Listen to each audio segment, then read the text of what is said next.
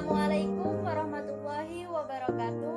Perkenalkan, kami dari kelompok 11 akan mempresentasikan tentang finansial teknologi.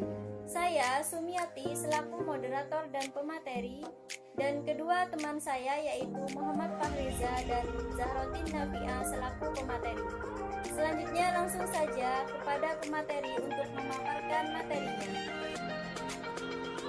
Yang pertama, yaitu pengertian dari fintech atau financial technology. Fintech merupakan sebuah inovasi layanan dalam lembaga keuangan non-bank yang memanfaatkan teknologi informasi sebagai alat untuk menjangkau konsumennya. Fintech juga merupakan aplikasi teknologi digital yang dipergunakan untuk memberikan solusi bagi permasalahan keuangan masyarakat. Lalu, fintech sebagai inovasi teknologi digital untuk layanan keuangan, sehingga menghasilkan proses atau produk yang terkait dengan penyediaan layanan keuangan. Fintech juga merupakan jenis perusahaan yang fokus pada penggunaan teknologi sebagai perangkat utama untuk memperoleh pendapatan melalui jasa keuangan kepada pelanggan. Fintech mampu meningkatkan efisiensi keuangan dengan biaya yang rendah.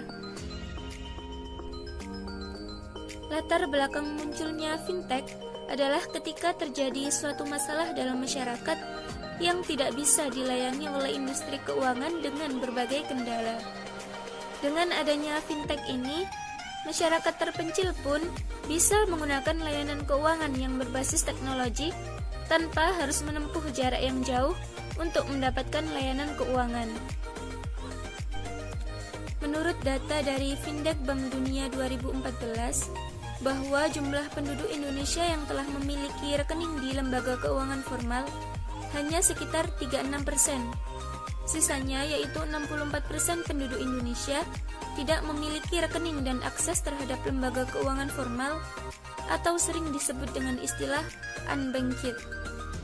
Artinya, lebih dari setengah masyarakat Indonesia belum terlayani oleh layanan keuangan seperti bank. Hal ini menjadi peluang bagi usaha yang bergerak di bidang keuangan untuk memanfaatkan teknologi. Selanjutnya yaitu jenis-jenis fintech dan klasifikasinya menurut Bank Indonesia. Yang pertama ada crowdfunding dan peer-to-peer lending. Pada klasifikasi ini, fintech berguna sebagai mediasi yang menemukan investor dengan pencari modal, layaknya marketplace dalam istilah e-commerce. Crowdfunding sangat berguna untuk melakukan penggalangan dana, seperti untuk mendanai sebuah karya, membantu korban bencana, dan lain-lain.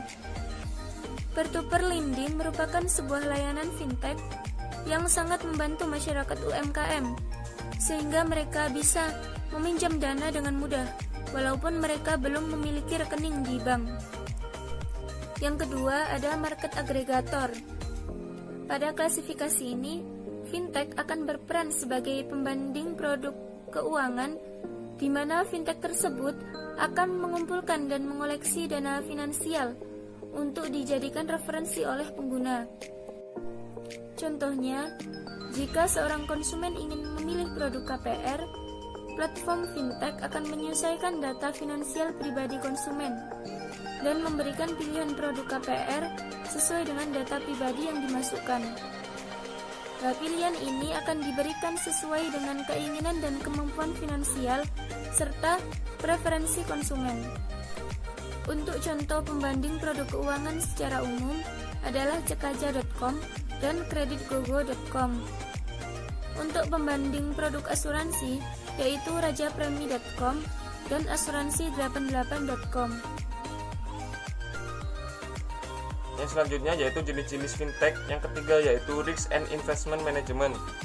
Dalam klasifikasi ini memiliki fungsi seperti financial planner yang berbentuk digital.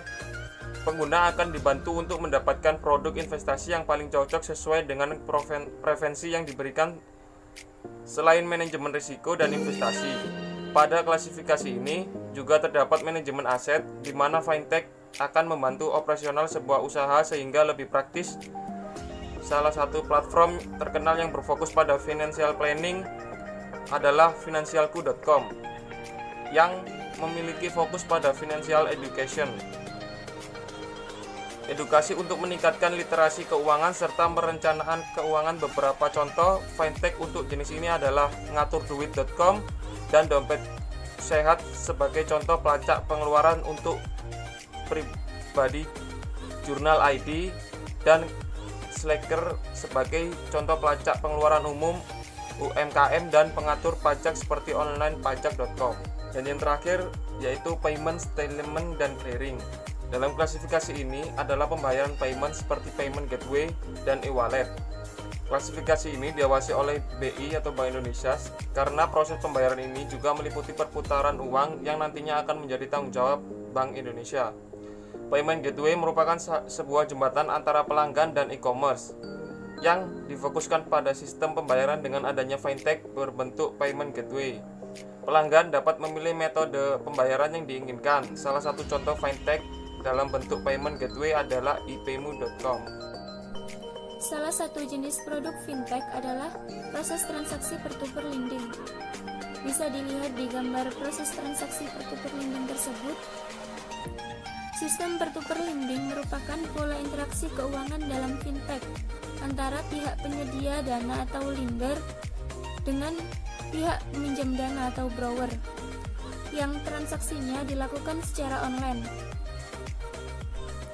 Fintech sistem peer-to-peer lending bukan hanya sekedar memfasilitasi mereka yang membutuhkan pinjaman dana, tetapi juga diperuntukkan bagi investor yang ingin menanamkan modalnya dalam jumlah tertentu, sehingga perusahaan fintech menjadi wadah yang mempertemukan antara pemberi pinjaman atau calon kreditur dan peminjam atau calon debitur melalui aplikasi secara online. Oleh karena itu, lender dan borrower diwajibkan membuka rekening untuk melakukan transaksi di fintech. Baik, di sini saya akan menjelaskan mengenai isu dalam fintech. Beberapa isu yang bisa diangkat dalam fintech ini adalah tentang yang pertama yaitu tentang status.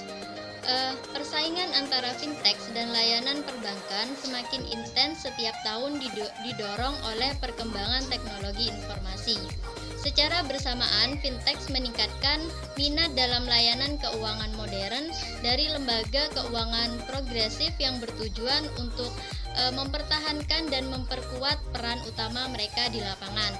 Sebagai sebuah inovasi, fintech memberikan layanan dalam bentuk yang nyaman dan efektif untuk klien mereka. Yang kedua yaitu memerlukan regulasi yang lebih besar dari sektor lain. Tidak hanya startup yang harus menavigasi peraturan ini, mereka juga harus melakukannya sambil menciptakan produk atau layanan yang menimbulkan tingkat kepercayaan yang tinggi dari pelanggan mereka. Di Indonesia sendiri, terdapat beberapa regulator yang mengatur pertumbuhan sektor fintech. Bank Indonesia mengatur penyelenggaraan teknologi finansial untuk mendorong inovasi di bidang keuangan dengan menerapkan prinsip perlindungan konsumen serta manajemen resiko dan kehati-hatian, guna tetap menjaga stabilitas moneter, sistem pembayaran yang efisien, lancar, aman, dan andal. Selain itu, yang ketiga yaitu tantangan terhadap pengembangan integrasi teknologi juga dapat dibahas. Integrasi teknologi sangat penting dalam menyediakan layanan pelanggan tanpa batas. Banyak fintech merujuk pada teknologi baru, dan hal itu menantang pengembangan sistem untuk mengintegrasikan aplikasi fintech dengan sistem lainnya. Pengembangan teknologi fintech menyediakan platform digital untuk jaringan sosial. Jaringan sosial ini juga mendorong pertumbuhan komunitas, misalnya pertumbuhan komunitas pinjaman antar rekan. Dengan kata lain, industri fintech ini menghasilkan aliran pendapatan yang signifikan dalam mendukung perusahaan teknologi. Selanjutnya yaitu mengenai perkembangan fintech.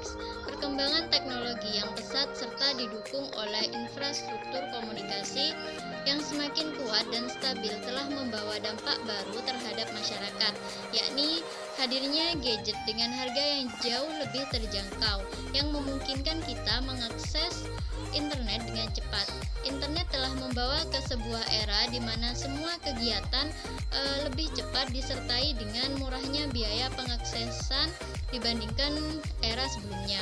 Perkembangan fintech ini telah mengubah perilaku masyarakat dalam melakukan transaksi keuangan.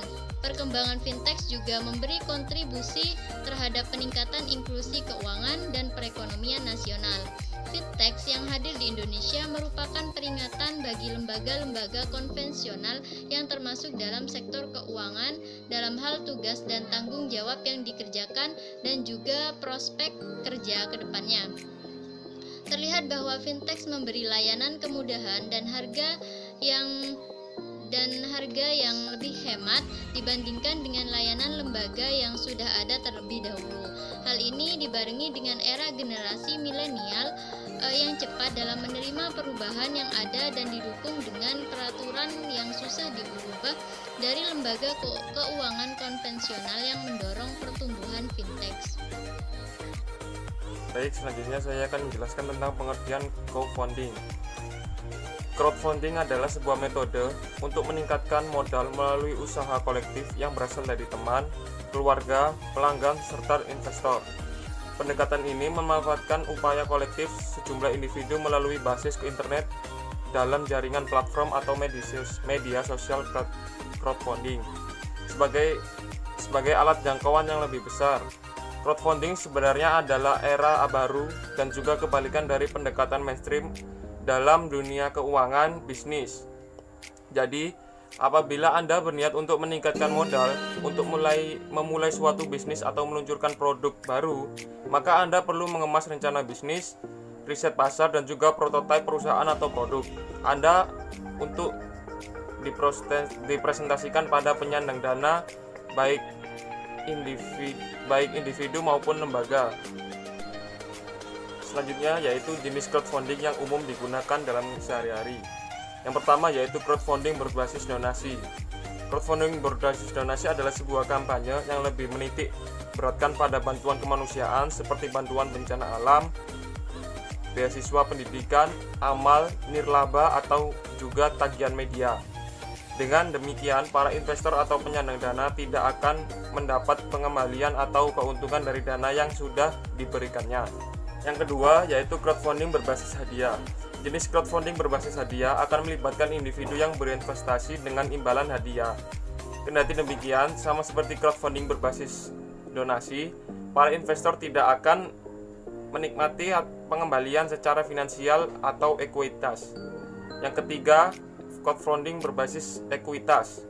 Jika crowdfunding berbasis donasi dan juga imbalan tidak menjanjikan pengembalian berupa keuntungan finansial pada investor, crowdfunding berbasis ekuitas adalah kebalikannya. Para investor juga dapat menjadi pemilik bagian dari perusahaan Anda yang juga berhak atas saham ekuitas serta memperoleh bagian keuntungan finansial atau atas investasi mereka.